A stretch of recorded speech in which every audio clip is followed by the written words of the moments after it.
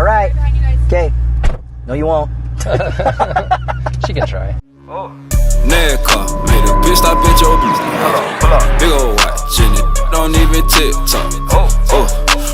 Roll up when my nerves bad. You just getting on my nerves, man. All right, so we just hopped in with one of my first gearhead friends out here in Utah, my boy Austin Kent. What did I just climb into? It's a 2012 BMW M3. It's a 4-liter V8. It's 420 horsepower stock, but this one is kind of far from stock right now. So speaking of not being stock, I know that you know, for you, because you've got like race cars, you've got a track car. I've seen your previous cars. Yeah. You called this one mild,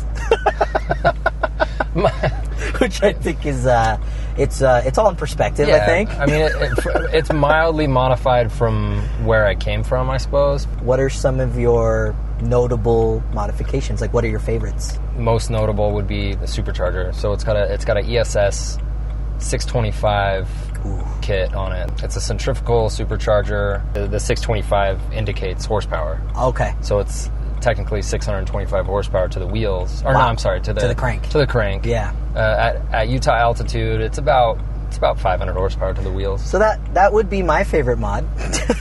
So yeah, I mean, adding over 100 horsepower. I mean, we're like 200. Yeah, I mean, aside from that, it's got an ESS exhaust. Okay. ESS tune for the supercharger. Okay. And it's a competition package, so it's got the, you know, it sits a little bit lower out of the gate. The electronic dampening control on a button, which is so nice for driving home. Yeah, if I want to soften it up in old man freeway mode, I can do that. That's my style. It tightens the steering.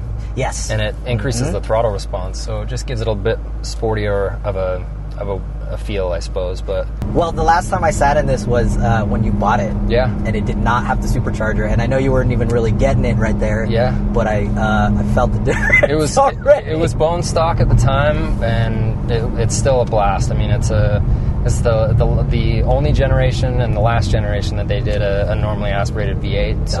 Dope. You know, the sound this thing makes is intoxicating. Right. You can't make that anymore. No, with what they're it's doing. gone. Yeah. I mean, the twin turbo V6s, they sound good in their own way, but yeah, nothing like a German engineered V8 revving to 8,300 RPMs. Amazing. If someone were to go out and buy an M3 like this stock, and I know this is going to hurt your feelings, but what do you think ballpark retail that would cost? Yeah, so I mean, this car I bought, it's a 2012, so I bought it in 2014, so it's 2 years old. And at the time, I paid quite a bit for it. It had 6,000 miles, so it was basically a brand new car. Gosh. Yeah. At the time, it was $55,000, which is not cheap. But nowadays, you can get 08s, which is the first generation of this car. You can get them for relatively cheap. Wow. And jeez. Yeah, that's 120. That thing can go. We're in Mexico, by the way, right? Yeah, correct. So obviously you've got also, HRE wheels aren't that cheap. No. So what do you think a set like that would cost? I have the flow forms, so they're the cheaper version of HREs, because HREs are high end, expensive wheels, and people kind of flip when they see them sometimes, and I'm like, they're just they're the flow forms. I mean, they're still not cheap, but they're probably 5K, 6K, something like that. Yeah, somewhere around there. Probably around there. And tires are these are 295, 35, so it's a big tire. Is this a street you could rip it a little bit? Probably. All right. We're in Mexico, right? Yeah. Ooh.